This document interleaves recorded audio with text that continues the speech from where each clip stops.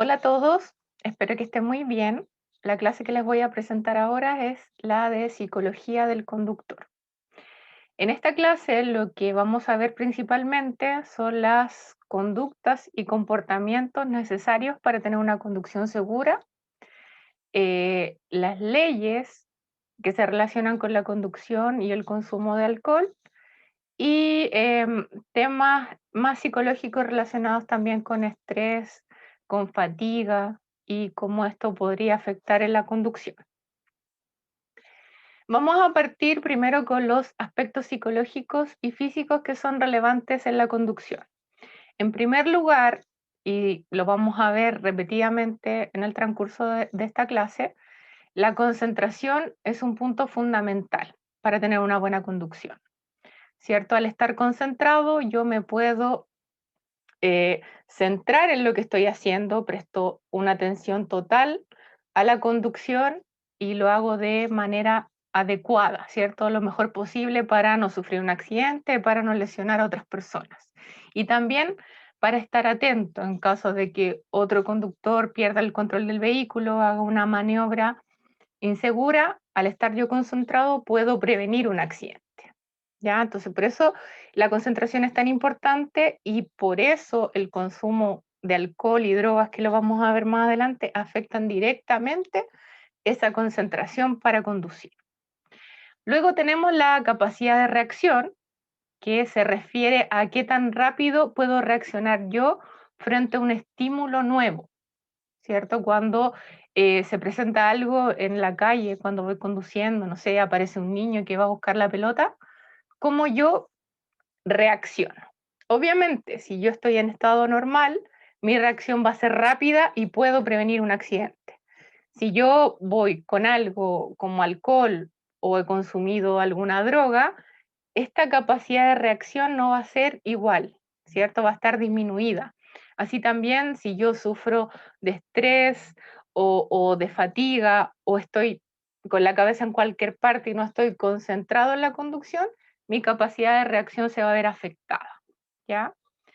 También tenemos la capacidad visual. ¿Qué tanto puedo yo percibir del exterior desde mi vehículo? ¿Cierto? Obviamente, yo hago uso de el espejo retrovisor, los laterales, tengo una amplia vista de lo que estoy, del lugar donde estoy, pero también hay espacios que son puntos ciegos. Entonces yo tengo que tener conciencia de estos espacios para poder saber dónde ubicarme, para mirar, para tener, como se dice acá, esta capacidad visual total que me ayuda a mí a tener una mejor conducción. Por otra parte, tenemos procesamiento limitado de información, o sea que yo no cuento con toda la información necesaria para emitir una respuesta adecuada. Por ejemplo, como decíamos, cuando alguien cruza por el medio repentinamente, yo a veces no sé que eso va a suceder, otras veces lo tengo claro porque conozco el camino y sé que la gente siempre cruza por el medio en ese lugar, pero si voy por un camino nuevo, no tengo idea que sucede eso o no percibí que por ahí cerca estaban jugando a la pelota, entonces alguien viene y cruza, ahí yo tengo un procesamiento limitado de la información, entonces tengo que recurrir a otras áreas de mi cerebro para emitir una respuesta adecuada, que sería la concentración, la reacción y mi capacidad visual, ¿ya? También tendríamos la percepción selectiva, que se relaciona con que yo percibo y me concentro en un estímulo por sobre los otros que tengo en el ambiente, ¿ya? Entonces, si yo voy conduciendo, mi percepción está centrada en la conducción. Yo puedo llevar música, puedo llevar a los hijos atrás viendo videos en el celular, en la tablet, pero yo no me distraigo por eso, sino que permanezco concentrado. ¿Ya? Por eso la percepción selectiva es tan importante y me lleva a mí a estar relativamente atento a lo que sucede, pero concentrado totalmente en lo que estoy haciendo. Otro punto importante para la conducción segura y el equilibrio emocional, esto está más centrado en la persona, en mí mismo, en ustedes como conductores. ¿cierto? Entonces ahí está la adaptación a la realidad, que yo sea capaz de adaptarme, de reconocer el lugar donde estoy conduciendo y cómo es la cultura y las conductas que van a tener los demás conductores, ¿cierto? No es la misma realidad si yo conduzco en una ciudad grande como Santiago, como Concepción, o me voy a un área más rural, ¿cierto? Van cambiando la forma de que tienen los conductores para conducir, va cambiando también las señalizaciones, la cantidad de semáforos, etcétera. Entonces yo voy adaptándome. Así como lo han tenido que hacer conductores extranjeros, porque obviamente la forma de conducir de su país no va a ser igual a la que tenemos acá en Chile. Todo tiene que ver con la cultura, ¿cierto? Hay países en los cuales hay muy poca señalización, pero los conductores tienen conciencia de eso y dejan pasar a otros para que no se produzca un accidente. Acá nosotros tenemos mucha señalización, pero aún así no todo el mundo la respeta. Entonces, por eso esta adaptación tiene que ver con eso, cómo yo me adapto, pero también cómo manejo estas conductas de los demás para prevenir accidentes. Otro punto importante sería el conocimiento de sí mismo. ¿Qué tanto me conozco yo? ¿Cómo reacciono frente a determinadas situaciones que se presentan en la ruta, en la vía? ¿Cierto?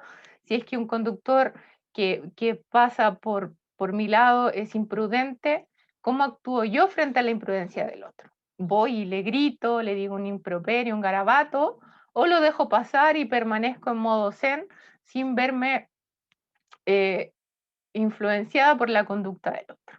¿Ya?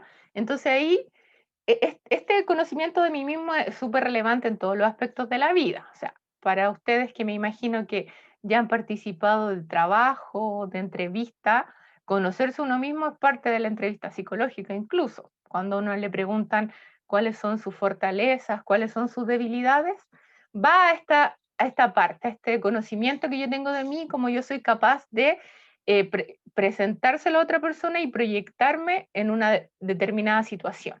Entonces acá yo lo veo así, si es que alguien va y me grita, yo voy a reaccionar de manera negativa, voy a no tomar en cuenta lo que el otro dice, voy a enojarme tanto que voy a destrozar el vehículo del otro como ha pasado últimamente. Si peleo con otro conductor en la vía, voy a aplastarlo con mi vehículo sin pensar en las consecuencias. Eso se refiere. ¿Cómo soy yo? ¿Cuáles son mis reacciones y cómo esas reacciones van a influir en mi conducción? Hay gente que le gusta conducir a alta velocidad y que la única forma de que deje de hacerlo es porque se aburren de pagar partes de exceso de velocidad, ¿cierto? No porque vean más allá de que puede ser peligroso, no. Entonces ellos saben que son personas temerarias, se identifican así. Y claro, para una conducción segura, si es que yo estoy eh, llevando una carga muy pesada en mi vehículo o tengo personas a cargo mío, ¿puedo ser así, temerario? ¿Puedo ir a exceso de velocidad? Eso tengo que evaluarlo, ¿cierto? Probablemente no. Si usted se presenta a una entrevista de trabajo para conductor profesional, o sea, aquí parte importante va a ser esa, cómo yo voy a reaccionar frente a determinada situación, cómo yo voy a prever la seguridad de mis pasajeros por sobre este tema de la velocidad o de la paciencia que tengo que tener al conducir en calles muy transitadas como la Alameda, por ejemplo, que se puede producir un taco, ahora las autopistas también. Luego tenemos el autocontrol. Cómo yo controlo estos impulsos y tengo conductas adecuadas a determinadas situaciones. El autocontrol me lleva a mí a pensar en las consecuencias que van a tener mis actos, ¿cierto? Yo puedo molestarme mucho en una determinada situación, puedo enojarme y querer bajarme con un palo y romper el vehículo del otro, pero yo pienso, ¿cuál va a ser la consecuencia de eso? ¿Cuál es la ganancia de que yo me baje y rompa el vehículo de la otra persona? Voy a tener una sanción económica probablemente, me vaya a la cárcel, también tengo que pensar cómo va a reaccionar el otro conductor, quizás me haga algo a mí, termine dañada mi vehículo, el vehículo del otro, y también eh, las personas. Entonces, por eso es importante el autocontrol para pensar en las consecuencias y no en el impulso que yo tengo de ir y romperlo todo. Luego tendríamos la responsabilidad como esta capacidad que yo logro desarrollar para hacerme cargo de lo que hago, ¿cierto? Si yo me doy cuenta que cometo una infracción, eh, pedir disculpas, no volverlo a hacer porque me he dado cuenta que puse en peligro la vida de otro. eh, si es que por culpa de mi responsabilidad se produce un accidente y alguien sale lesionado, asumir las consecuencias, ¿cierto? Si es que, no sé, yo iba a exceso de velocidad y eso provocó un accidente mayor y alguien resultó lesionado, o sea, debería asumir, debería no volver a hacerlo, o también pensar en esta situación, ¿qué pasa si yo voy a exceso de velocidad? ¿Qué pasa si yo he consumido alcohol y voy a conducir? ¿Cuántas personas puedo poner en riesgo? Aparte de mí y mi propio vehículo, también pongo en riesgo al resto de las personas que van conmigo, otros conductores que están en el camino en ese momento. Entonces yo pienso con responsabilidad y digo, no, si he bebido no voy a conducir, ¿cierto? Entonces yo me hago responsable de mis propios actos. Y por último tenemos el desarrollo de la moral, centrado acá en qué percibo yo como lo bueno y malo, ¿cierto?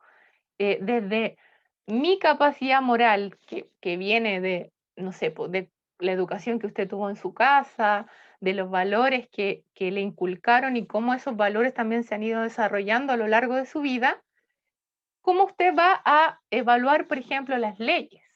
Si a mí, que lo vamos a ver más adelante, la ley de tolerancia cero me dice, eh, usted puede conducir con, no sé, 0,3 de alcohol, por dar un ejemplo.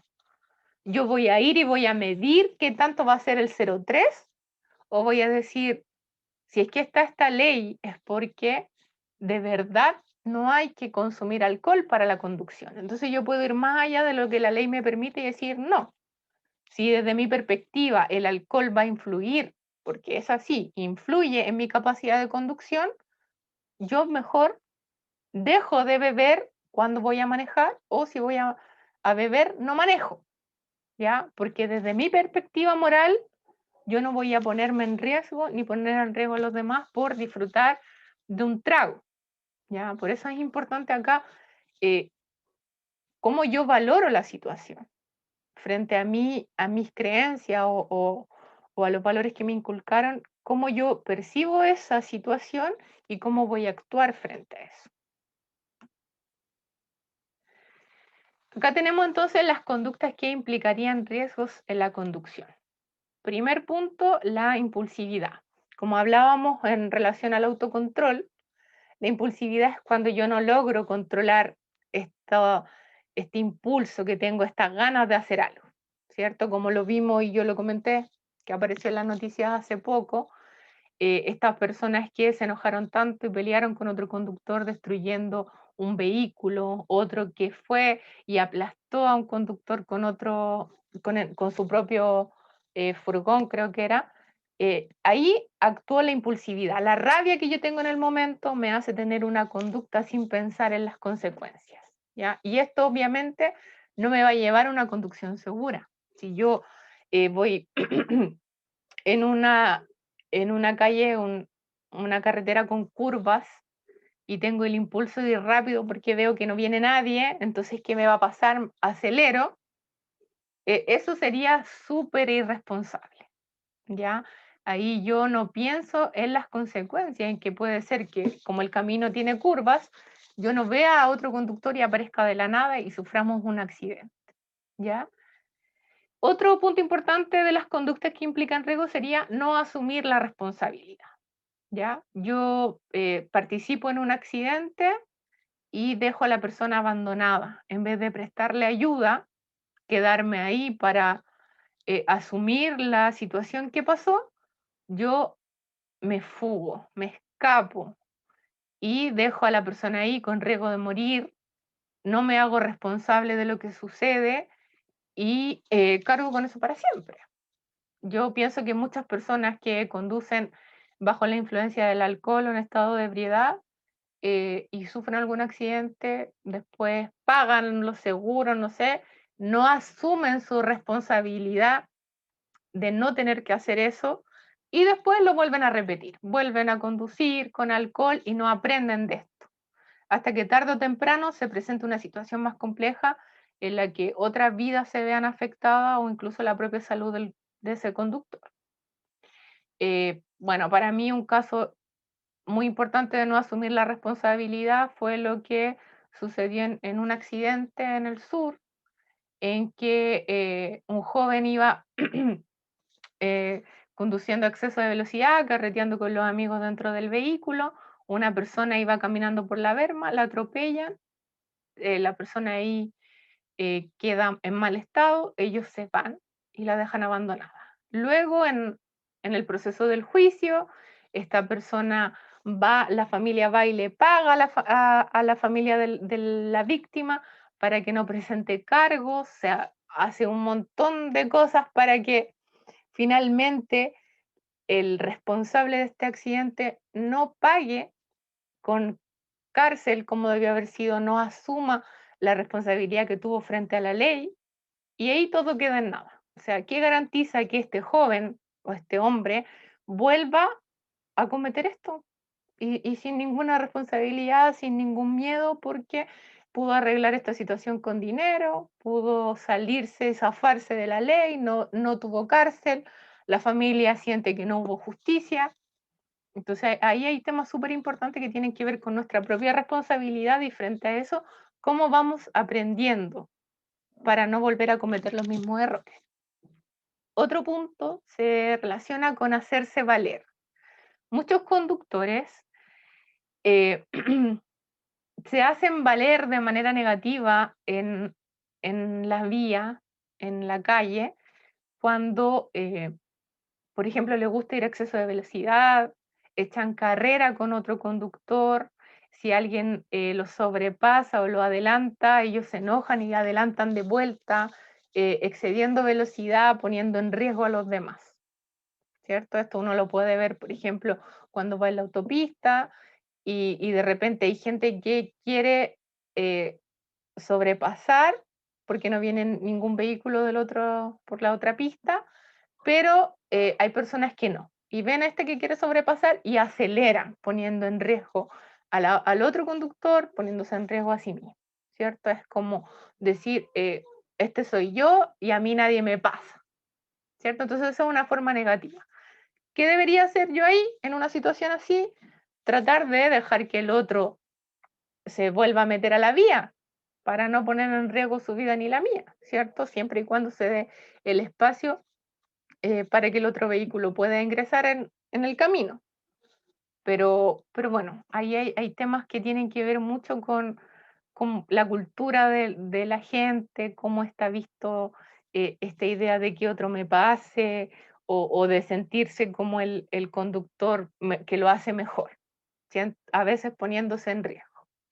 Y en relacionado con eso estaría exceso de confianza. Muchos conductores que son experimentados tienen accidentes por exceso de confianza, porque creen que ya tienen un total conocimiento de la conducción, de la vía, del lugar donde está manejando, sin estar atento a lo que están realizando. Entonces se producen estos accidentes por exceso de confianza, por creer que se las saben todas, no van tan atentos y algo puede suceder. Y otra conducta que implicaría riesgo sería el estrés. Más adelante lo vamos a ver, el concepto y cómo influye en la conducción, pero básicamente es esta enfermedad que se produce por exceso de carga laboral, por horas extremas de trabajo, por ejemplo, lo que está sucediendo ahora con las personas que trabajan en salud, que tienen turnos demasiado largos, no alcanzan a descansar, tienen que volver al otro turno, tienen muchos compañeros con licencia, entonces hay que reemplazarlo, el tiempo libre que tienen no alcanza para que descanse el cuerpo y la mente, y eso va generando una carga que está ahí constantemente y que influye en cómo yo me desempeño en todas las áreas, ¿cierto? En el caso, como les digo, de los trabajadores de la salud, influye en cómo ellos se desempeñan en su trabajo diario y también en la conducción, ¿cierto? Si un, un conductor profesional tiene una carga muy excesiva de trabajo, obviamente el estrés va a ser un factor de riesgo para la conducción, para el resguardo de su propia vida, ¿cierto? Ahora, como sabemos, para los conductores el riesgo de sufrir eh, algún, ser víctima de algún delito, no sé, una encerrona, que les quieren quitar la carga, que les quieren robar el vehículo con todo, que incluso algunos los secuestran y se los llevan y después los tiran en una parte que no hay gente alrededor, sin celular, sin nada. O sea, eso es un estrés. Me imagino que alguno de ustedes ya lo ha vivido, sabe lo terrible que es vivir la situación, después borrarla, volver a conectarse con el trabajo, seguir realizando esto diariamente. Entonces esa carga, cuando la persona sufre estrés, permanece ahí y no se va y se va sumando con las cosas que siguen pasando en el día a día. ¿En qué influye? En que la persona después no tenga la concentración necesaria para conducir de manera adecuada. Entonces puede haber visto las conductas seguras e inseguras para la conducción. Vamos a hacer una contextualización estadística en base a la fuente de CONACET de cómo es eh, la conducción en Chile y los accidentes de tránsito, ¿cierto? Entonces, acá nos dice que más de 1.500 personas mueren al año por accidentes de tránsito. Puede ser como conductor, como peatón, ¿cierto? Como participante en algún siniestro, como no sé, pues, copiloto o dentro de un vehículo de locomoción colectiva, ¿cierto? Pero más o menos 1.500 personas mueren al año por eso. Más de 57.000 accidentes y 52.000 lesionados. Un accidente cada 11 minutos, un lesionado grave cada 77 minutos y un fallecido cada 5 horas. En las pruebas online, la prueba teórica online que yo he revisado, hacen preguntas en relación a cuántas personas mueren al día por accidente de tránsito. Si nosotros nos basamos en esta información de CONACET, podríamos decir que entre 4 y 5 diarias, ¿cierto? Eso sería. Entre 4 y 5 personas mueren diariamente por accidente de tránsito. Esto en un día normal, sin pensar en fin de semana largos, en la época de 18 de septiembre, y todo esto también pensado antes de la pandemia, porque la pandemia ha revuelto un poco estas cifras porque la gente sale menos de lo que salía antes, ¿cierto? Acá nos dice también que los conductores principiantes tienen 10 veces más accidentes que no involucran otro vehículo. Ya la inseguridad, cuando uno parte en la conducción, eh, no tiene la experiencia, se pone nervioso, se bloquea, entonces se puede equivocar del pedal en vez de apretar el freno, aprieta el acelerador. Tienen si el vehículo es manual, pueden, no sé, pasar mal los cambios. Hay un sinfín de cosas que a uno le suceden cuando están recién comenzando. Y eso hace que se tengan accidentes que no involucren otro vehículo. Probablemente no va a haber accidentes con exceso de velocidad, sino tienen que ver más al estacionar, al comenzar la conducción. Bueno, y hay gente que este tipo de accidentes los trauma y después no les gusta conducir, ¿cierto? Porque pasaron este susto que puede suceder cuando uno está recién aprendiendo. Como yo les había comentado antes, distinto es el caso de los conductores experimentados. Mucho conductor experimentado tiene accidente por exceso de confianza, ¿cierto? Que es como al revés de este caso, que acá sería la falta de confianza en los conductores principiantes lo hace tener accidente. En el caso de los conductores experimentados es el exceso de confianza, porque los hace creer que ya se la saben todas y no están atentos a lo que deben realizar. La mayoría de las personas sufrirá al menos un accidente con lesiones, estadísticamente, ¿cierto? Puede ser que algunas sufran más de un accidente, que a otras afortunadamente no les pase nada. Bueno, acá tenemos un gráfico que nos muestra el ranking de fallecidos en accidentes de tránsito según la causa de ocurrencia. Ya, este ranking está centrado durante el periodo 2001 al 2010.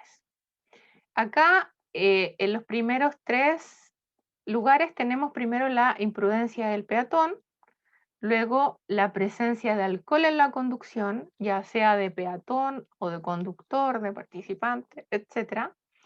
Y también imprudencia del conductor. Luego, en menor cantidad, pérdida de control del vehículo, velocidad imprudente, desobediencia de la señalización. Estos 3 primeros nos dice que la imprudencia del peatón, del conductor y la presencia de alcohol son las características básicas un poco de la conducta que tienen las personas en nuestro país, ¿cierto? O sea, tanto como peatón o como conductor hay una característica de imprudencia. ¿Qué imprudencia puede ser? Por ejemplo, cruzar en un lugar no habilitado, no respetar la señalización en la luz verde, por ejemplo, para el conductor virar sin señalizar, ir a exceso de velocidad, etc. Pero todas esas presentadas como imprudencia, tanto del conductor como del peatón, suman una gran cantidad de personas fallecidas por accidentes de tránsito, ¿cierto? Y acá, en el caso del alcohol en la conducción, también es harto y se suma. O sea, acá está sumado peatones y conductores. Entonces nos dice ahí las dos situaciones son causa de accidente, ¿cierto? Si un conductor va con el efecto del alcohol, produce un accidente de exceso de velocidad, puede atropellar a un peón o peatón, perdón, y a las personas que lleva dentro de su vehículo también pueden sufrir las consecuencias de este accidente, ¿cierto? Pero también como peatón, si es que yo bebo alcohol, en vez de caminar por la vereda, camino por la calle, ¿cierto? De noche puede ser que el conductor no me vea y me atropelle, ¿cierto? Ahí la imprudencia fue producto del alcohol y de parte del peatón, pero claro, terminó atropellándome un conductor que no tenía nada que ver con la situación.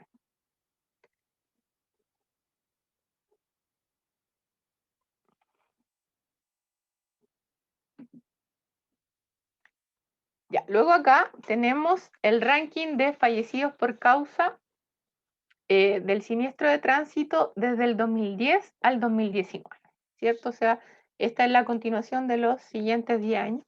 Y acá cambia un poco el esquema.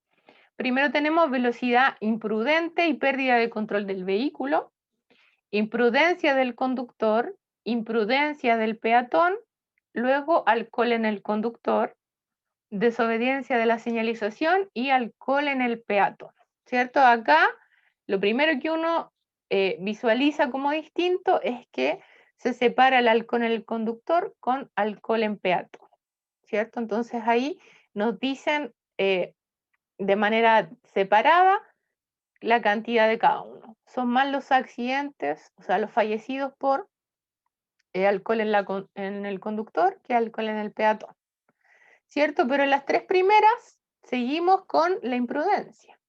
Velocidad imprudente, imprudencia del conductor, imprudencia del peatón. Entonces nosotros podemos ver que se ha marcado esa característica como parte de la cultura de los conductores en Chile.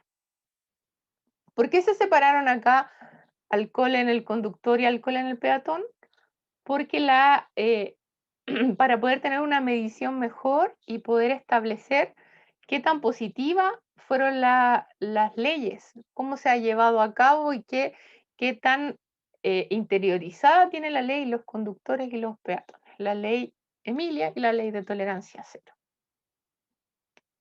Entonces tenemos que por accidente de tránsito sería la primera causa de muerte en niños entre 0 y 6 años, ¿cierto? Que van dentro del vehículo muchas veces de manera insegura, no van en su silla, en el huevito cuando son más pequeños, o que tienen un accidente en que el niño se llevó la peor parte, como por ejemplo el caso de Emilia, ¿cierto? Que viene un conductor, golpea el vehículo por atrás, a los papás no sufren lesiones, pero la niña muere. En el caso de jóvenes entre 15 y 29 años, ¿cierto? Siendo los jóvenes como los mayores participantes de accidentes de tránsito, como peatones, como conductores, lo vamos a ver más adelante. Los adultos entre 30 y 44 años también participan acá como la primera causa de muerte en esa edad, serían los accidentes de tránsito. Y nos dice que los fallecidos, 77.3%, son hombres y 22.7% son mujeres, ¿cierto? Esto puede deberse a muchas razones, ¿cierto? Muchas variables que conducen más hombres que mujeres. Hay una mayor cantidad de hombres en la calle conduciendo. Los trabajos de conductor profesional en mayor cantidad son hombres, entonces son más horas frente al volante, más horas dentro del vehículo conduciendo, por lo tanto mayor probabilidad de sufrir un accidente. Y en algunos casos podrían decir, no sé, que tiene que ver con la personalidad, ¿cierto? Algunos hombres son más arriesgados, en cambio hay personas, hay mujeres sobre todo que manejan de manera más cauta, más prudente. Pueden ser muchas variables, pero ese es el número que tenemos. Y acá vamos a ir viendo los distintos rankings de accidentes, de fallecidos, y en este caso el primero es ranking de fallecidos por tipo de siniestro de tránsito, y esto se presenta entre el 2010 y el 2019.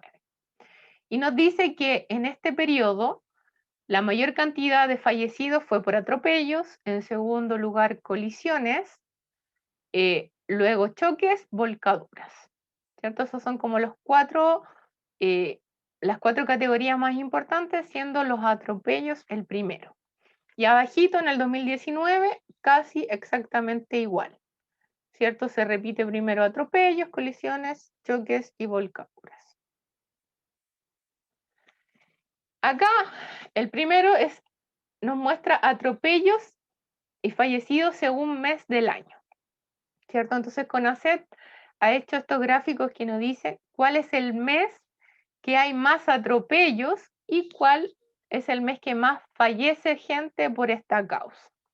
Entonces, de lo que nosotros podemos ver acá, el mes que hay mayor cantidad de atropellos sería mayo, ¿cierto? Ahí usted puede pensar distintas razones por lo que sucede. No sé, el cambio de temperatura, que se pone los días más helados, cuando hace más frío, la gente se abriga más, casi siempre las parcas, los abrigos son de colores oscuros, ¿cierto? Y eso hace que el conductor no tenga la visión clara de estas personas, ¿cierto? Cuesta mucho más ver a la gente cuando anda de ropa oscura que en el verano o la primavera cuando anda todo el mundo lleno de colores. Pero nos dice que el mes que más fallece gente es abril, ¿cierto? Ahí es donde más fallecen personas, pese a que no es el mes que tiene más atropellos, ¿ya? ¿Qué podría suceder acá? ¿Por qué se presentan más muertes por atropellos en este mes? Bueno, ahí uno puede atribuir a distintas variables, no sé, que el feriado de Semana Santa, acá en abril, muchas personas antes de la pandemia, no sé, por el fin de semana largo, la gente salía, carreteaba y eso podía influir en que se presentaran más muertos por atropellos en ese mes, ¿cierto? O sea, también el exceso de velocidad, porque no es lo mismo tener un accidente a una velocidad prudente que un accidente a exceso de velocidad. El accidente a exceso de velocidad de por sí viene con esta característica de tener mayor mortalidad. Luego acá tenemos atropellos y fallecidos según día, ¿cierto? Y esto es del 2019. Y nos dice que ese año, el día que había más atropellos era el día viernes, ¿cierto? Probablemente después del trabajo, antes de la pandemia, la gente se juntaba, salía, iba a carretear y ahí se relajaba un poquito todas las medidas de seguridad, pero el día que se presentaba mayor cantidad de fallecidos era el día sábado, ¿cierto? Producto quizás de esta misma situación de los accidentes que se producen el viernes y la gente que quedó en malas condiciones muere el día sábado. Por eso es el día que hay más fallecidos. Acá también tenemos atropellos y fallecidos según horario, ¿cierto? Entonces el 2019 tenemos que la mayor cantidad de atropellos se presentó durante las 6 y las 8:59, o sea, justo el horario de salida del trabajo, cuando la gente quiere volver rápido a la casa, va apurada, corriendo, y ahí puede sufrir un atropello. También los conductores pueden ir muy rápido, exceso de velocidad, quizás algunos con el apuro de llegar a su hogar. Entonces nos dice que en esa hora es la mayor cantidad de atropellos, pero también la mayor cantidad de fallecidos. Luego, participantes en atropellos y fallecidos según grupo etario. Y acá nos dice que por atropellos, como participantes en atropello, ya sea como peatón, como conductor o como acompañante, los que más participan, los que más sufren este tipo de accidentes son los jóvenes, ¿cierto? Los jóvenes, como la mayor cantidad de personas involucradas en este rango etario, en este tipo de accidentes.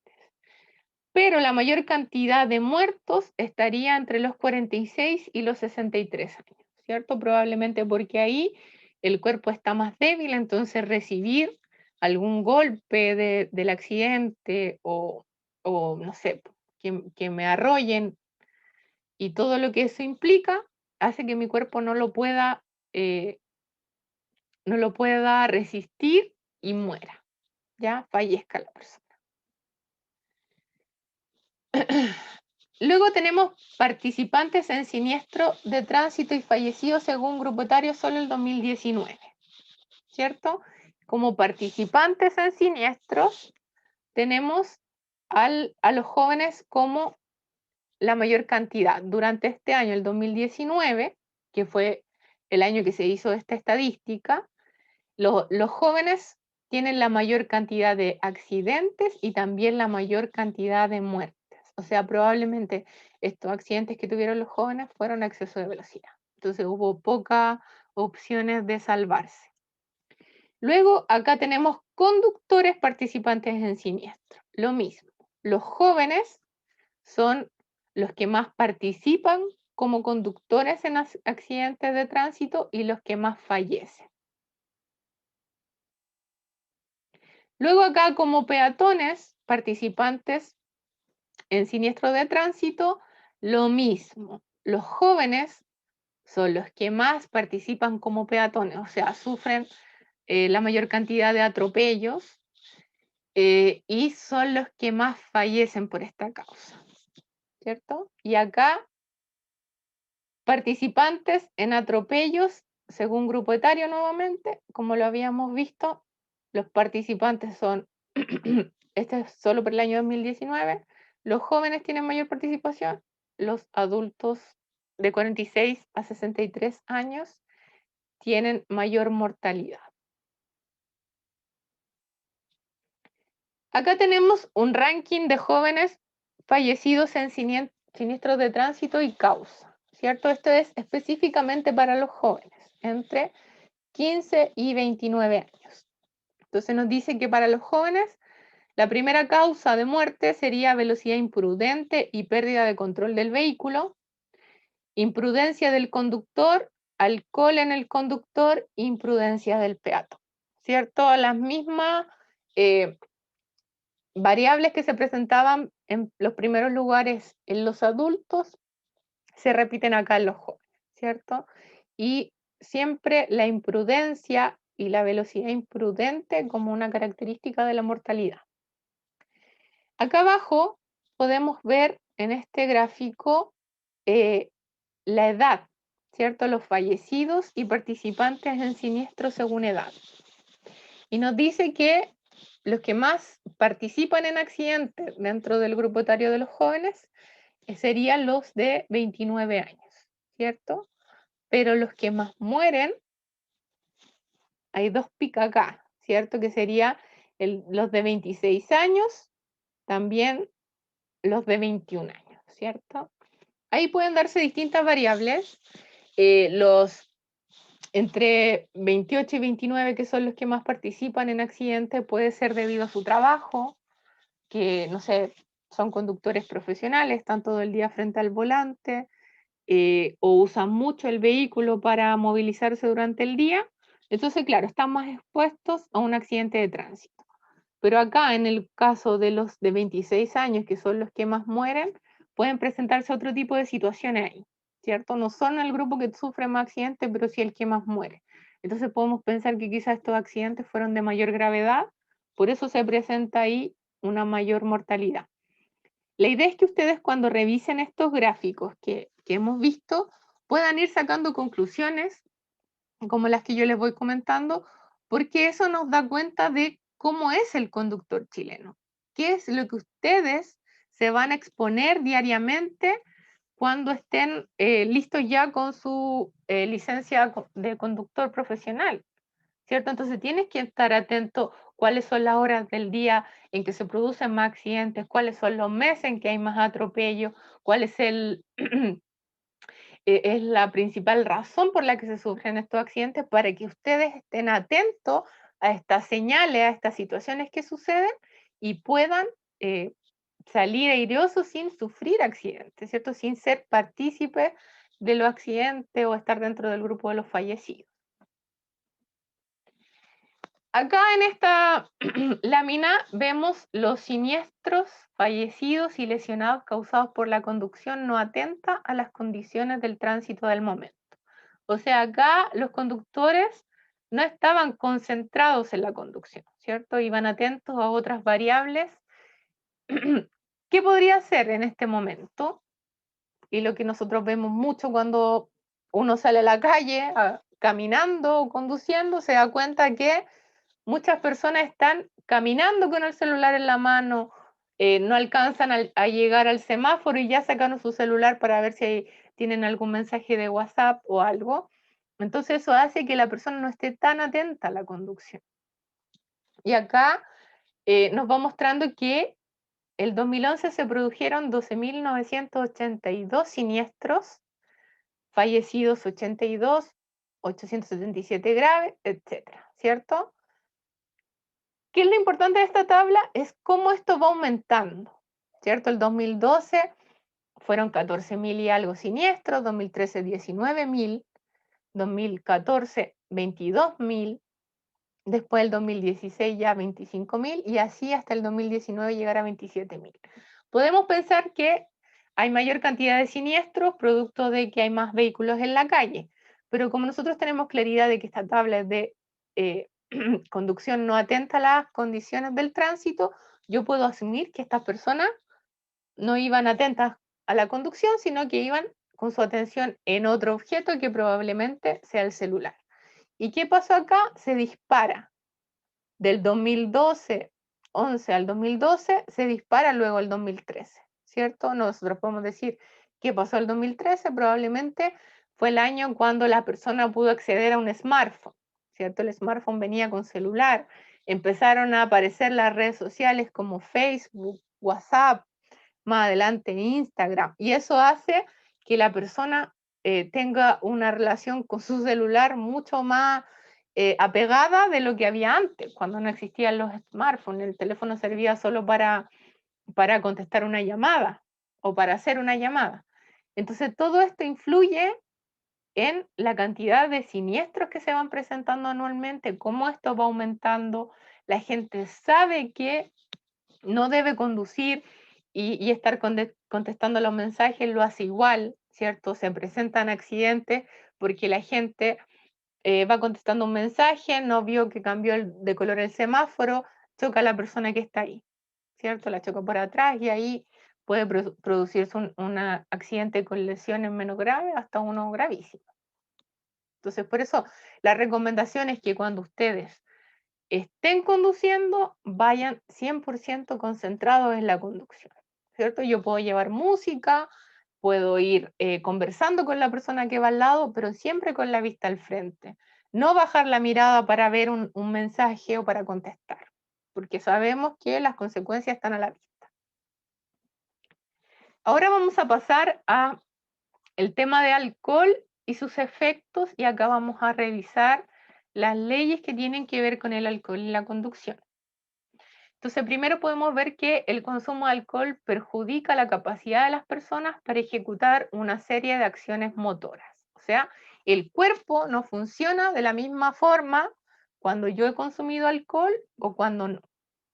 Conducir vehículos requiere de precisión, de mis habilidades, de mi reflejo y mi capacidad de tomar decisiones rápidas, ¿cierto? Si es que yo he consumido alcohol, todo esto cambia. Yo no tengo la misma capacidad de tomar decisiones, no tengo la misma habilidad, mis reflejos no están al 100%. Entonces abajo nos dice que la capacidad de reacción de un conductor que ha consumido alcohol se puede reducir entre un 10 a un 30% en comparación a una persona sobria. O sea, esto está comprobado. No es, acá no podemos pensar de que mi experiencia como conductor va a hacer que el alcohol no me influya. No, científicamente está comprobado que el alcohol sí tiene efecto. Desde un vaso que yo me tomo ya comienza a hacer efecto en mi organismo.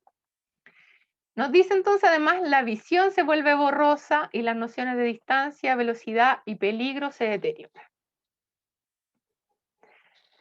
En Chile, 1 de cada 10 accidentes fatales se debe al alcohol en la conducción y nosotros lo revisamos ya en los gráficos, cómo es la influencia del alcohol, la cantidad de accidentes que pudimos ver y la cantidad de fallecidos producto del el alcohol en la conducción.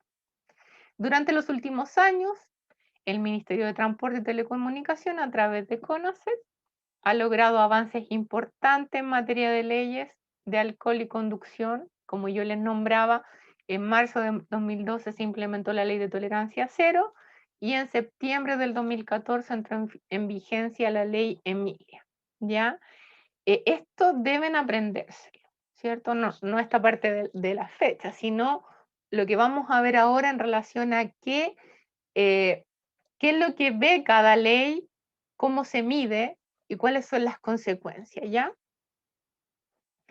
Entonces, primero vamos a ver cuál es la diferencia entre la ley de tolerancia cero y la ley Emilia. Tenemos que la ley de tolerancia cero bajó los gramos de alcohol permitidos en la sangre para conducir y aumentó las sanciones de suspensión de la licencia, ¿cierto? O sea, acá la ley de tolerancia cero influye y castiga en suspensión de licencia.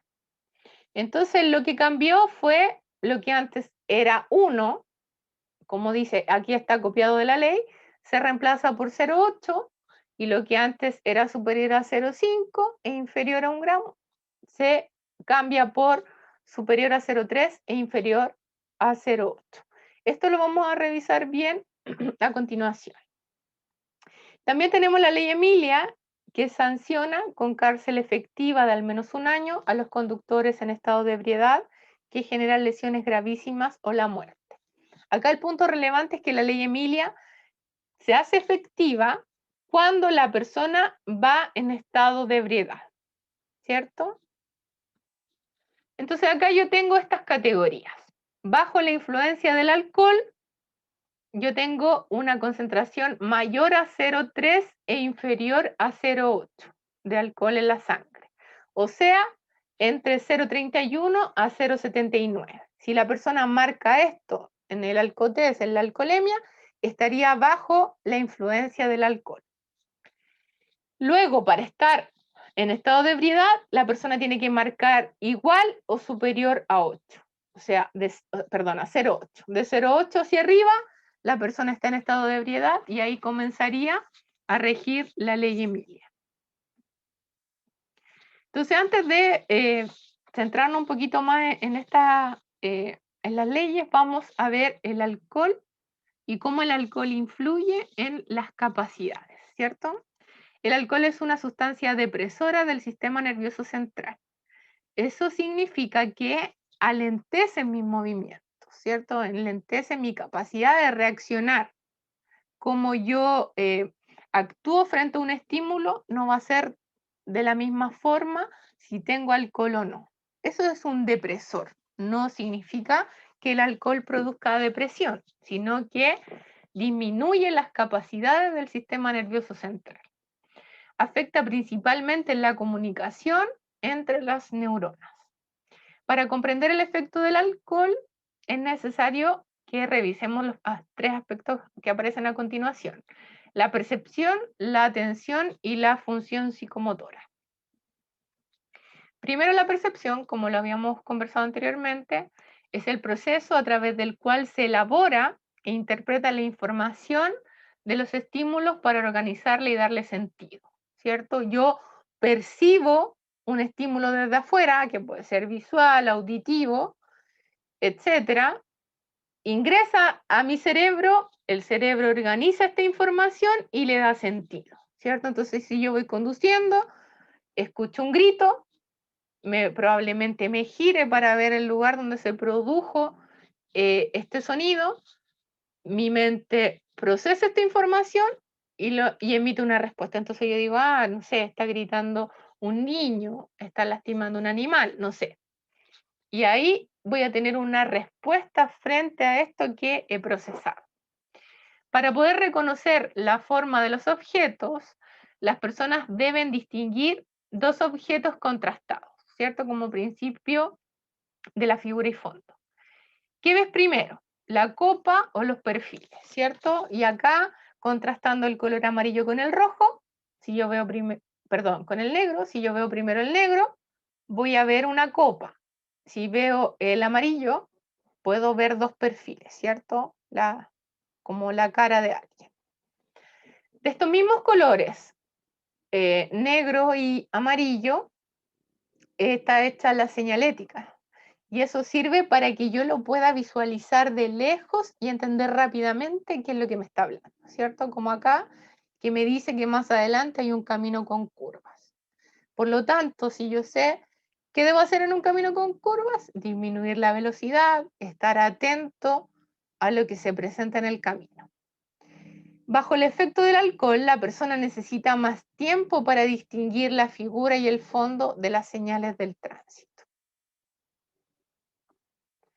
Entonces acá tenemos los efectos del alcohol en la percepción visual. Cuanto más próximas, o sea, más cercanas, estén dos figuras, más probabilidad tiene la persona de agruparlas juntas, ¿cierto? Eso sería el principio de proximidad. Cuando yo voy en una autopista y veo eso, que me dice 200 metros, más adelante 100 metros, yo entiendo que a la siguiente sería la salida, ¿cierto? Y me empiezo a preparar para eso. La organización de la información permite ver el mundo de manera ordenada, regular, estable y con sentido. Los conductores afectados por el alcohol cuentan con menos fuentes de información y se altera principalmente su organización perceptual, ¿cierto? Entonces puede suceder que si yo voy con alcohol y veo estas señales, yo no las pueda unir, ¿cierto? No pueda entender que pertenecen a la misma idea que se me está entregando, a la misma información. Entonces las veo separadas y no me doy cuenta que la salida está cercana, me pierdo. Otro punto importante entonces sería la atención, que es la capacidad de aplicar voluntariamente la actividad psíquica sobre un determinado objeto, ¿cierto? Entonces la actividad de mi cerebro, yo la centro en un objeto y presto la atención. Y podemos señalar al menos tres tipos de atención, que primero sería la dividida, como la capacidad que tienen las personas para atender y responder a dos o más tareas que deben realizar de forma simultánea, ¿cierto? Entonces yo voy conduciendo, pero a la vez me voy fijando atentamente en las señaléticas que se presentan. También está la selectiva, que permite al organismo seleccionar y responder a un estímulo excluyendo a los demás, ¿cierto? Entonces yo veo acá que en la calle hay mucha gente, pero yo me centro en este niño porque está más cercano a mí y yo tengo que actuar, emitir una acción ahí para no atropellarlo. Y luego estaría la sostenida, que permite responder a tareas monótonas que involucran atención por periodos largos, ¿cierto? Cuando uno va conduciendo por larga hora durante una carretera que no tiene muchos estímulos, a veces a la persona le da sueño, ¿cierto? Se aburre. Entonces atención sostenida permite mantenerse en estas tareas monótonas sin dormirse, ¿cierto? Sin distraerse.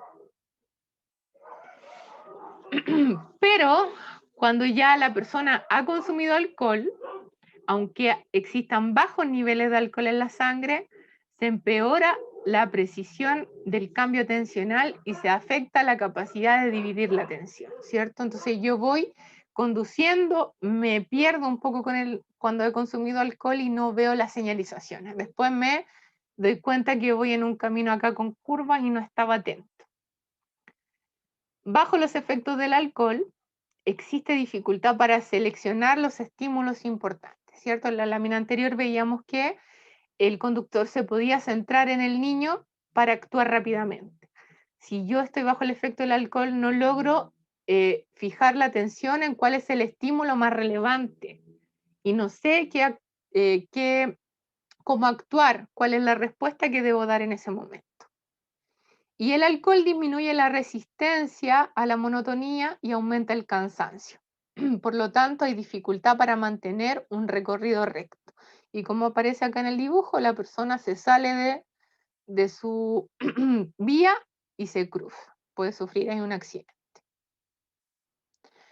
Entonces luego tenemos la función psicomotora, que es un acto intencional que permite aumentar la capacidad de interacción del sujeto con el entorno. O sea, mi función psicomotora, cómo me muevo, cómo mi mente emite estas respuestas, ¿cierto? Me hace tener el movimiento para conducir, eso se relaciona mucho con el entorno donde yo estoy, ¿cierto? Si es que, no sé, pues a mí me puede decir que hay una velocidad de 50 kilómetros por hora, pero yo sé que si voy en un camino, por ejemplo, cruzando una feria, no voy a poder ir a esa velocidad, ¿cierto? Tengo que disminuirla y ahí yo estoy reaccionando a lo que el entorno me está entregando. Entonces, entre los aspectos importantes en la conducción estaría también la coordinación bimanual, que sería la capacidad del sujeto para llevar simultáneamente el control de una tarea diferente para cada mano de forma independiente, ¿cierto? En esta función psicomotora, centrándonos en la coordinación bimanual, yo puedo hacer con mis manos y con mis pies distintas tareas de acuerdo a lo que se va a necesitar. Pequeñas dosis de alcohol afectan significativamente el juicio y la coordinación requeridos para conducir un automóvil. Entonces acá tenemos efectos del alcohol en la función psicomotora. El alcohol deteriora la coordinación bimanual y la capacidad para hacer frente a situaciones inesperadas. Entonces tenemos en la primera imagen que sin alcohol yo puedo percibir que viene este peatón que va a cruzar por este cruce peatonal y yo detengo el vehículo, ¿cierto? Si yo voy con alcohol, no alcanzo a procesarlo, no alcanzo a tener mi respuesta en el momento adecuado, entonces yo respondo cuando ya es demasiado tarde. ¿Qué sucede? Eh, Aumenta mi tiempo de reacción, es decir, el tiempo que media entre la activación de un receptor sensorial, la planeación de una respuesta y el inicio de una respuesta o una reacción observable. Entonces, como aumentó ese tiempo, yo no pude frenar en el momento adecuado y atropello al peatón. Luego vamos a ver concentración de alcohol en la sangre, ¿cierto? A medida que aumenta la tasa de alcoholemia, el riesgo de accidente se multiplica. El alcohol no es un producto normal para nuestro organismo, por lo tanto, al procesarlo, se produce una alteración del equilibrio metabólico, ¿cierto? O sea, el cuerpo tiene que estar haciendo un esfuerzo mayor por procesar el alcohol. Y acá nos da un esquema de las equivalencias de alcohol. Entonces nos dice que 30 ml de bebida destilada equivaldría a 100 ml de vino y a 240 ml de cerveza. Pero esto es como una equivalencia, ¿cierto? Esto no lo relacionen con la cantidad que yo tengo que consumir para poder conducir. No. Acá nos dice eso, que el alcohol, las bebidas destiladas tienen un mayor grado de alcohol, ¿cierto? Por eso equivalen a mayor cantidad de cerveza. pero no a la cantidad de vasos que aparece acá, sino a los ml que me va mostrando abajito. Y acá tenemos el nivel de alcoholemia en la sangre y los efectos en la conducción, ¿cierto? En la primera barrita está la alcoholemia, o sea, la cantidad de alcohol en la sangre, el nivel de dificultad en el tránsito, los efectos en la persona y el nivel de riesgo. Nos dice que con 0.0 yo no presentaría dificultades para conducir, tengo un dominio pleno de facultades para circular responsablemente en el tránsito, ¿cierto? Y tengo un nivel de riesgo nulo, porque no he consumido alcohol. Luego, si yo tengo 0,3, ya se presenta una dificultad moderada en la conducción. Disminuye la capacidad de atender a situaciones de peligro, la respuesta a las mismas se comienza a enlentecer y se hace más confusa, ¿cierto? Lo que hablábamos, el efecto del alcohol es hacer que mi cuerpo se ponga más lento y que las respuestas que se entreguen también sean más lentas. Yo no alcanzo a procesar la información y la respuesta no se da en el momento adecuado. En 0.3 existe un nivel de riesgo bajo, pero existe, ¿cierto? Luego 0.5, moderado a severo el nivel de dificultad en el tránsito. Se reduce la visión con dificultades de enfoque y esto ocasiona desatención a las señales de tránsito que no pueden ser percibidas adecuadamente. O sea, con 0.5 de alcohol, la persona ya comienza a tener dificultades en la visión, en cómo se perciben las señales del tránsito y cómo se reacciona. Y el nivel de riesgo ya comienza a ser alto. Luego en 0.8 estaríamos en una dificultad severa, ¿cierto? Acá con 0.8 ya estamos en estado de ebriedad. La motricidad se ve afectada, se retardan los movimientos, aparece una sensación de euforia y confianza, manejo agresivo y temerario por impulsos sin razonar. O sea, acá la gente ya está perdiendo su autocontrol, ¿cierto? Se pone más agresivo, más temerario, por lo tanto los accidentes se presentarían por exceso de velocidad también, ¿cierto? Yo me pongo más temerario cuando conduzco sin respetar las normas. Y acá el nivel de riesgo es alto. Luego con 1.5 nos dice que es una dificultad crítica y que no conduzca. Ya hay un estado de embriaguez importante, los reflejos alterados y reacción lenta e imprecisa, la concentración visual se deteriora y mantener la atención se dificulta en extremo. O sea, acá la persona ya está muy, muy borracha. Entonces, acá el cuerpo ya no lo puede controlar bien, con mayor dificultad se controla el vehículo. Y el nivel de riesgo es muy alto. Por eso piden no conducir.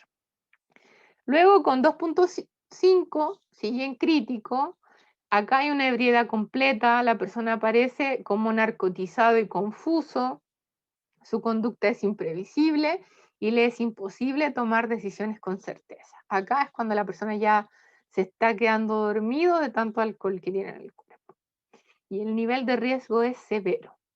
Luego con 3, obviamente crítico y no conducir, ebriedad profunda, se pierde paulatinamente la conciencia como antesala al coma y principio de riesgo de muerte.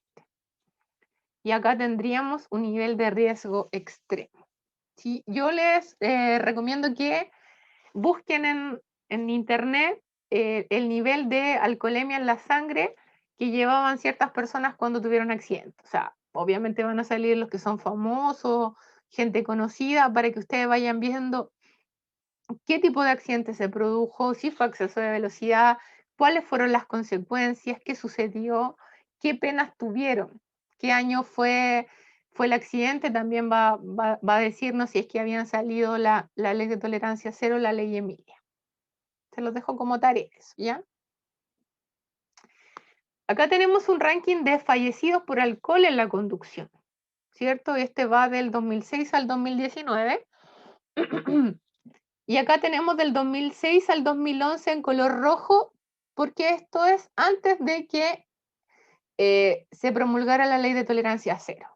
Y nos dice que hasta el 2011 había por lo menos 200 personas que morían anualmente por alcohol en la conducción.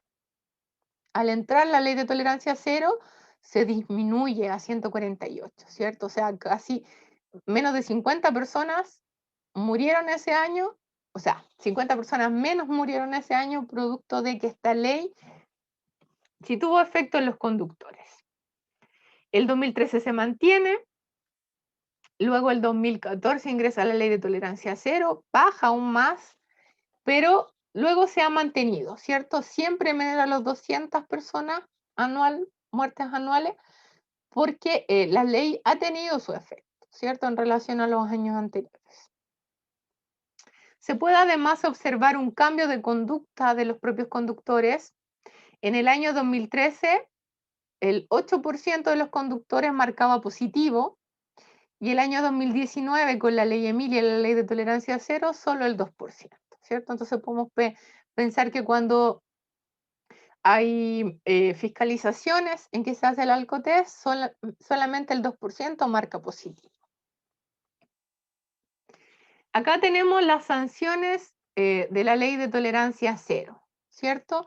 Y acá nos separa. En azul está bajo la influencia del alcohol y en rojo 0.8 más estado de ebriedad, ¿cierto? Entonces nos dice que si la persona sufre un accidente bajo la influencia del alcohol, no provoca daño ni lesión en su primera vez, le podrían suspender la licencia por 3 meses.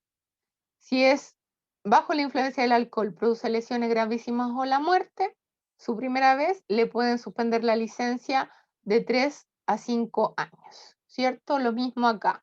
Si en estado de ebriedad, la primera vez, sin daño ni lesiones, le pueden suspender la licencia por 2 años, luego 5 años, y a la tercera vez que no entiende, se la podrían cancelar. Pero si usted va conduciendo en estado de ebriedad, provoca lesiones gravísimas o la muerte, se la podrían inhabilitar de por vida, ¿ya? Entonces, esto yo se lo recomiendo que traten de memorizarlo, porque les puede salir en la prueba teórica. Luego acá tenemos las penas de cárcel de la ley Emilia, ¿cierto? Si la persona provoca lesiones gravísimas, es conductor con licencia inhabilitada, es conductor profesional o es reincidente, siempre le van a dar al menos 1 año de cárcel efectiva, ¿cierto? Pero las penas de cárcel van variando de acuerdo a la gravedad de las lesiones, ¿cierto? Si es lesión gravísima o muerte, la pena va a cambiar. Pero la ley Emilia garantiza al menos 1 año de cárcel efectiva, ¿cierto? Y como yo les comenté anteriormente, las penas aplican para conductores que ocasionen accidentes en estado de ebriedad desde 0.8 gramos de alcohol por litro de sangre. Luego estarían acá las sanciones de fuga de la ley Emilia. Si en este accidente no se produjeron daños ni lesiones, puede ir una multa, una suspensión de licencia. Si hubo lesiones gravísimas, pena de cárcel, multa, y le pueden inhabilitar su licencia. Si hubo muerte, la pena es mayor, hay una multa, le comisan el vehículo y lo pueden inhabilitar para conducir, ¿cierto? Todo eso va a depender de la situación en que se produjo el accidente, de cómo sea el proceso judicial, de lo que se dictamine ahí, etc. Entonces tenemos que un conductor bajo los efectos del alcohol, primero, infravalora la influencia que esta sustancia tiene sobre su organismo, ¿cierto? Dice, oye, si yo puedo tomar y manejar, curado manejo mejor, ¿cierto? El alcohol no me hace nada. Ese tipo de comentarios. Por lo tanto, se asumen mayores riesgos, es menos prudente, es más irresponsable y comete más infracciones. Errores e infracciones comunes bajo los efectos del alcohol. Entonces puede detenerse en el carril sin causa justificada, no mantener la distancia de seguridad, realizar giros con excesiva amplitud, invadir el carril contrario, responder tarde a la señalización, etc. Todas estas maniobras como errores producto del alcohol en la conducción.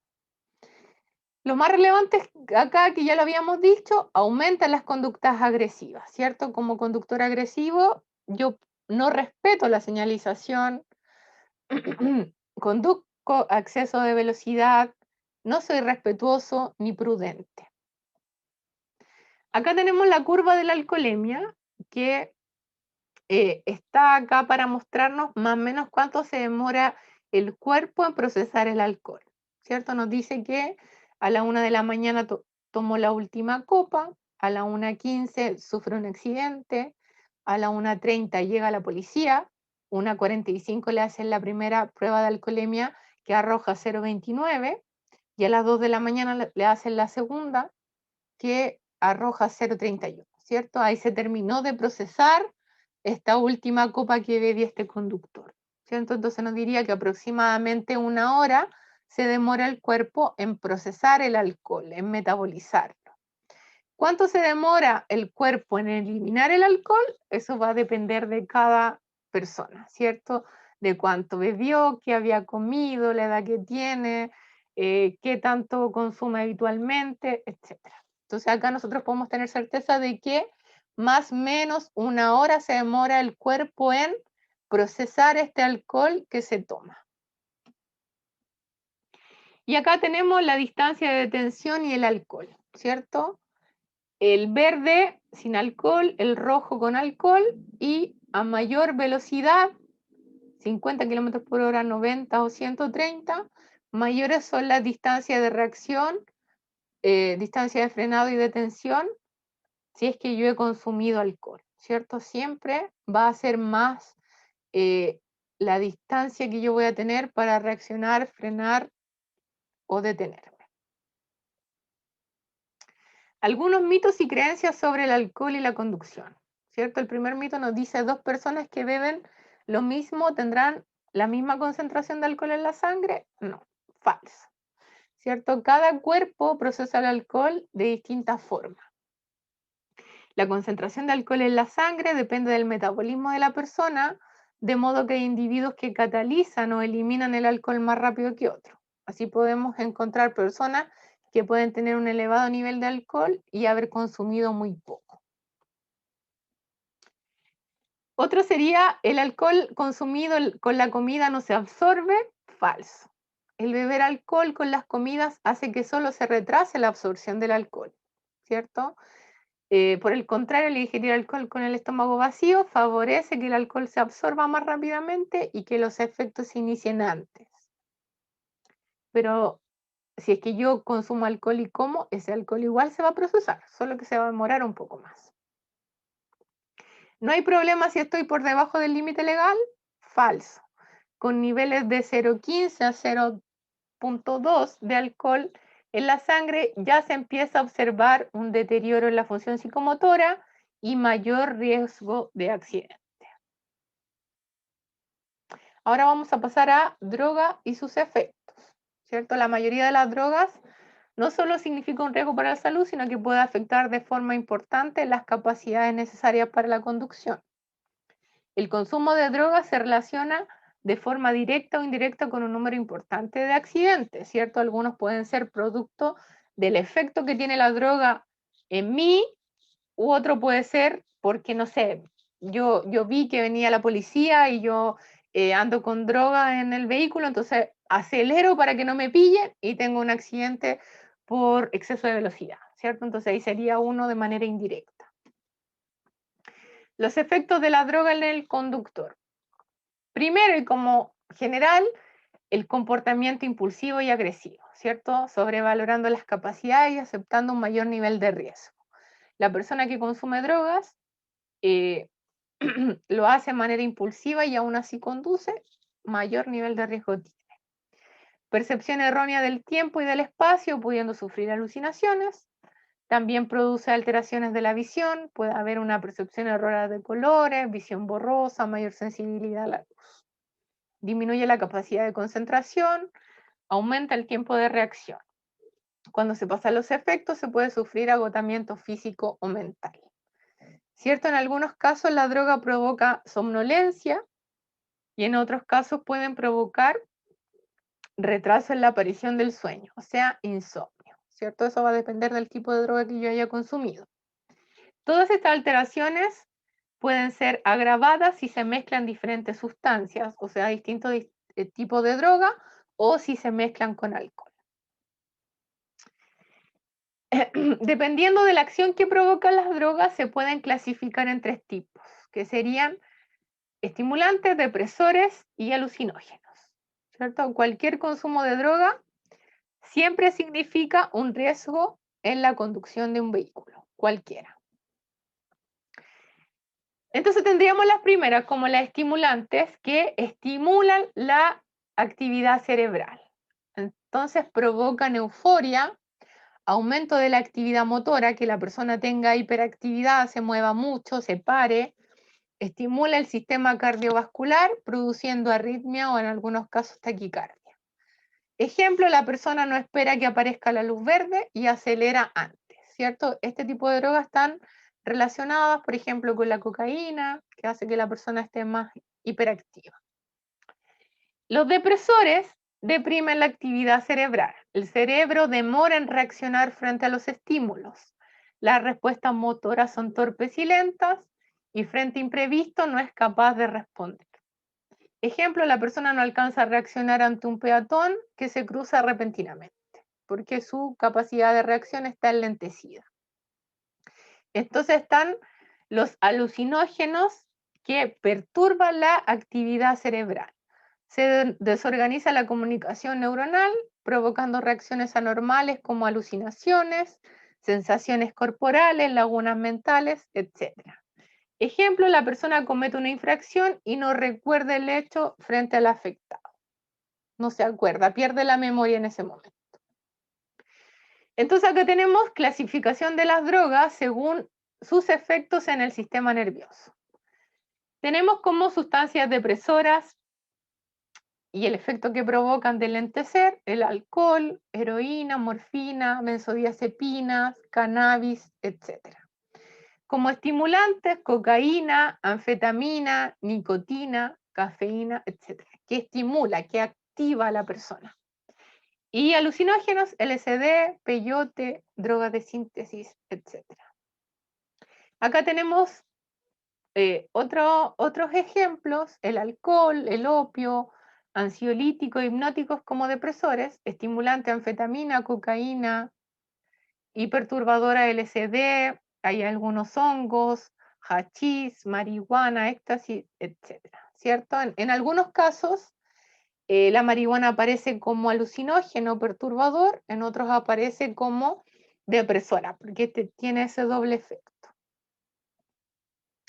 Entonces acá en esta tablita presentan el tipo de sustancia, si tiene origen vegetal o sintético, desde la óptica social, si es legal o ilegal, cuál es su efecto, si es depresor, alucinógeno, estimulante, y ejemplos, ¿cierto? Entonces en alcohol tenemos vino y cerveza como depresores y son legales, y así en adelante. Esto ustedes después lo revisan con mayor profundidad. Y acá tenemos efectos fisiológicos más relevantes durante la conducción, ¿cierto? Nos presentan acá los efectos y las drogas son cannabis, cocaína, éxtasis, pasta base, LSD. Todas estas producen dificultad de atención, alteración sensorial, alteración motora, ¿cierto? Las 5 que se presentan acá tienen efecto en estas situaciones. En la impulsividad, la cocaína, el éxtasis, la pasta base y el LSD. La cannabis no provocaría impulsividad, en la conducción por lo menos. Alteración de la velocidad del procesamiento y afecciones cardíacas, todas influyen en eso. Manifestaciones en la conducción, todas producen dificultad para calcular las distancias, distracción al volante, alteraciones de la percepción del entorno, ¿cierto? Aumenta el tiempo de reacción, sobre todo la cannabis, porque hace que la persona se ponga más lenta, El éxtasis provocaría pánico durante la conducción. Cocaína, éxtasis, pasta base y LSD provocarían comportamiento más competitivo o incluso agresivo en los conductores, impulsividad para enfrentar imprevistos, ¿ya? Lo que nos muestra acá que en el fondo la cannabis nos relaja, pero también nos desconcentra. En cambio, la cocaína y las otras que aparecen acá nos ponen como conductores más agresivos. Entonces dificultan el control de impulso, pero también influye en la dificultad que yo tengo para calcular las distancias, me distraigo, etc. Acá presentamos unos gráficos de los siniestros de tránsito asociados a la presencia de drogas y también de fatiga en la conducción, ¿cierto? Entonces nos dice que este tipo de siniestros ha ido aumentando hasta el 2016, pero también la cantidad de fallecidos ha ido disminuyendo. Acá como se presentan drogas y o fatiga, es difícil saber a qué se debe cada situación, pero puede influir, no sé, muchas personas acá, el 2008 que fue el pic, eh, quizás conducían a exceso de velocidad por las drogas o también era la fatiga la que producía la desconcentración al volante y accidentes más graves. Y acá tenemos una evolución de siniestros de tránsito y lesionados, ¿cierto? Tenemos acá cómo ha ido aumentando la cantidad de siniestros, pero los lesionados no han ido en aumento, se han mantenido. Hay hartos lesionados, pero no todos con causa de muerte, ¿cierto?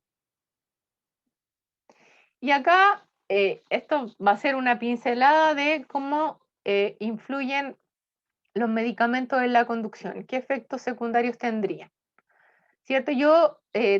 Cada conductor tiene que saber cómo los medicamentos que consume influyen en su conducción, ¿cierto? A veces los que no tienen receta, no se solicita receta para la venta, igual tienen una influencia en mi estado para la conducción.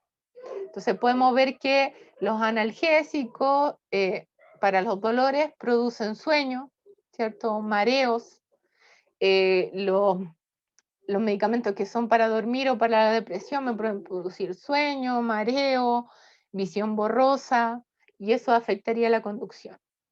La diabetes, los medicamentos para la diabetes no afectan, después para el resfriado me producen sueño, también visión borrosa, y así usted lo va revisando. Lo importante es que a través de esta lámina se entienda la importancia de saber cuál es el efecto secundario que va a tener el medicamento en la conducción, en su propia conducción. Si usted consume algún medicamento, le tiene que consultar al médico cuál es el efecto que puede tener en la conducción.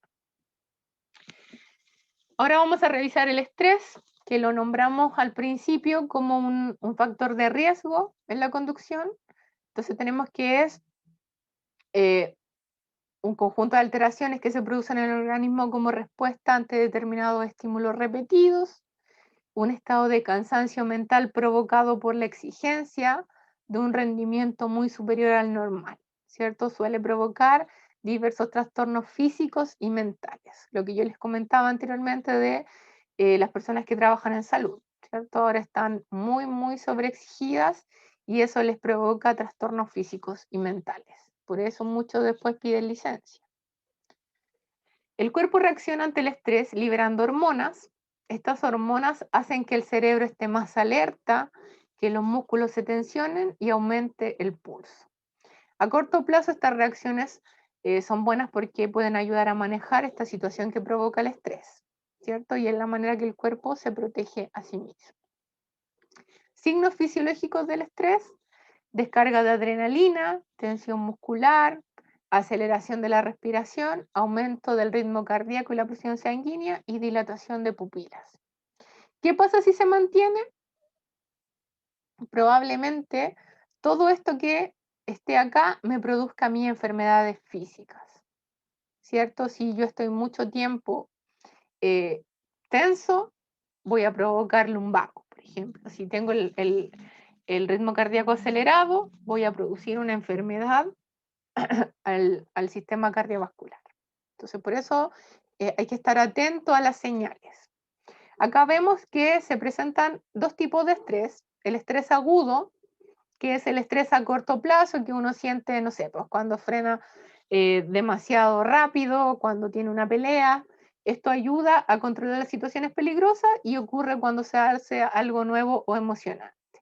Pero está el estrés crónico, que es el que dura por un periodo de tiempo prolongado, puede producirse por distintas situaciones como problemas de dinero, problemas en el trabajo, etcétera, y es crónico si dura por semanas o meses, ¿ya? Si yo me doy cuenta que tengo esta sensación de estrés por más de un mes, yo ya estoy frente al estrés crónico y debo visitar un médico, debo controlar mi salud. Estrés en la conducción. ¿Qué provoca en el conductor?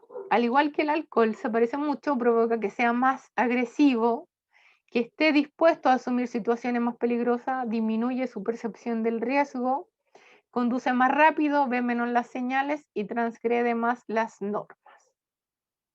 Disminuye la distancia de seguridad y está menos concentrado, ¿cierto? El efecto que tiene es bien parecido al alcohol porque la persona no está concentrada en la conducción y se vuelve muy impulsivo. El estrés hace que esté como siempre enojado, ¿cierto? Cansado. También tenemos la agresividad, que sería el deseo o la tendencia a actuar de forma violenta, de tal manera que se cause daño físico o mental sobre otras personas, ¿cierto? Un individuo puede ser agresivo y decide atacar a otro, aun cuando no existe un motivo razonable para ello. Estos ataques pueden ser de diversas formas de acuerdo a las características del agresor. Acá se presentan herramientas útiles para controlar la agresividad y sus reacciones, ¿cierto? Comprender los errores del otro, reacciones, infracciones cometidas por otros conductores, mantener la calma, priorizar el diálogo pacífico, practicar una comunicación asertiva, dejar problemas fuera y centrar toda la atención en la conducción. Usted puede evitar el estrés con ejercicios de autorrelajación, meditando. Ahora le están enseñando mucho a los niños a meditar para que puedan controlar el estrés y mantener siempre una actitud positiva y evitar pensamientos que puedan causar negatividad e irritabilidad. ¿Cómo debo actuar yo frente a una agresión? Si es una agresión verbal, debo intentar controlar la situación mediante el diálogo, manteniendo la calma, mantener siempre una distancia de seguridad con la persona que me increpa, evito responder, si es preciso me alejo para no generar una situación más compleja, y solo si mi integridad física peligra, yo trato de defenderme, ¿cierto? Neutralizo al agresor. Se reducen los riesgos de agresión si evito responder con descortesía, si mantengo la calma, no acepto ningún tipo de desafío y si ocurre un accidente, la idea es transmitir tranquilidad evitando la discusión. Ahora vamos a ver el último punto, que sería la fatiga. La fatiga supone un descenso en la capacidad del conductor, ¿cierto? Y se manifiesta en cansancio corporal y en la disminución de la concentración. Como yo les dije al principio de esta presentación, la concentración es relevante en todas las situaciones que hemos visto, ¿cierto? Y acá la fatiga, al igual que el estrés, el alcohol y las drogas, afectan en cómo funciona mi concentración. La fatiga es una respuesta normal frente a la falta de sueño reparador o periodos en un estado de vigilancia extremadamente prolongados, provocando la disminución de la alerta y la calidad del desempeño laboral de los trabajadores. Trabajar en estado de fatiga aumenta los riesgos de incidentes y accidentes. ¿Cómo identifico la fatiga? En el área fisiológica, o sea, de cómo funciona mi cuerpo. Yo tengo una pérdida de energía generalizada, ¿cierto? No tengo ganas de hacer cosas, estoy cansado. En el área cognitiva, incrementa el tiempo de reacción, o sea, me demoro más en reaccionar, eh, tengo la memoria más frágil, me dificulta planificar y secuenciar tareas y lo que antes me resultaba sencillo, ahora ya no, ¿cierto? Se me complejiza hacer tareas con precisión. En el área conductual tengo alteración en el estado de ánimo, irritabilidad, temores, pérdida del sentido del humor. O sea, yo ya no tengo paciencia para compartir con otros. Deteriora mi capacidad de trabajo en equipo, tengo tendencia a la negatividad e incluso depresión y se producen cambios en la relación con mis compañeros de trabajo. Como yo estoy cansado, agotado y de mal ánimo y pierdo el sentido del humor, no tengo ganas de trabajar en equipo, no tengo ganas de escuchar a nadie hablar, ¿cierto? Entonces ahí yo voy notando estos cambios en mí y me doy cuenta que la fatiga está influyendo mucho, ¿cierto? Si es que eso le sucede a alguno de ustedes, tiene que buscar ayuda. Ir al médico, comentar esta situación, ir a un psicólogo, quizás incluso cambiar de trabajo. Entonces acá está la fatiga y el tiempo de reacción. Al igual que en la lámina que vimos para el alcohol, el verde sin fatiga, el rojo con fatiga, ¿cierto? Y a mayor velocidad se va notando más la diferencia de cómo reacciona el conductor con fatiga, ¿cierto?